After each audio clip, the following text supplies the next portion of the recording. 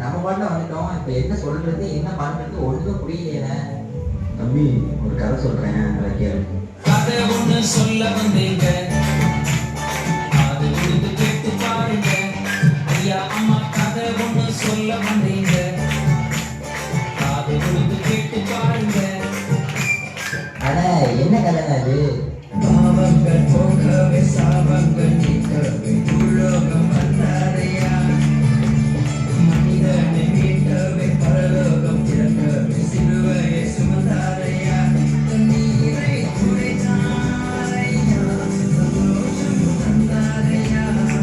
ஆமா வந்தா சொல்றீங்க, யாருன்னு அவரு?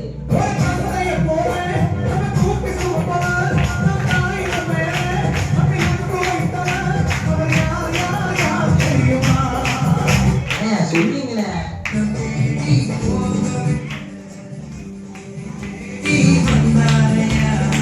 ஆனா இப்ப சொல்றீங்களே என்ன? தம்பி கொஞ்சம் இருப்பா, ஒரு 2 நிமிஷம் இருக்க மாட்ட. இந்த பெயருக்காக நம்முடைய பிதாக்கள் எத்தனை நூற்றாண்டுகள் காத்திருந்திருக்காங்க தெரியுமா? சரி, உன்னோட ஆர்வத்துக்காக இப்ப சொல்றேன், கேளு.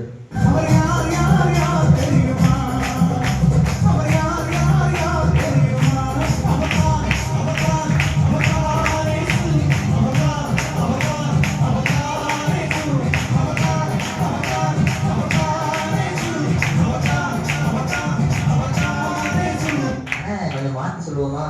எப்படிடா தம்பி?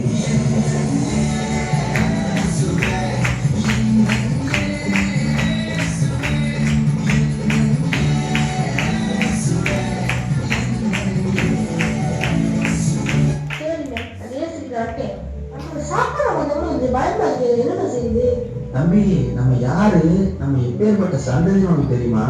சாத்தானுக்கு சவால் விடும் சந்ததி நாங்க, சேனைகளின் தேவனை வீரர்கள் நாங்க.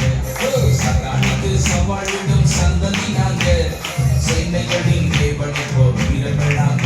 சவாலே சமாளி, சாத்தானே நீ ஏமாளி. சவாலே சமாளி, சாத்தானே நீ ஏமாளி. சவால் சவால் சவால் சவால் சவாலே, நாங்க பகுல போல சவால் விடுவோம் சவாலே. இயேசுவோட சந்ததி ஆயிட்டோம். ஆனா கணவன்ட சண்டை, மனைவிட்ட சண்டை, மாமியார்ட்ட சண்டை, மருமகிட்ட சண்டை, அங்க சண்டை, இங்க சண்டை, கடைசியா சச்சுலையும் சண்டை. இதுக்குதான் சொல்லுங்க. விட்டு கொடுத்து வாழ்ந்து பாரு, அதிலே ஒரு போதும் தப்பே இல்லை. வீணான பிடிவாதத்தால் எவரும் வாழ்க்கைக்கு கண்டதில்லை. விட்டு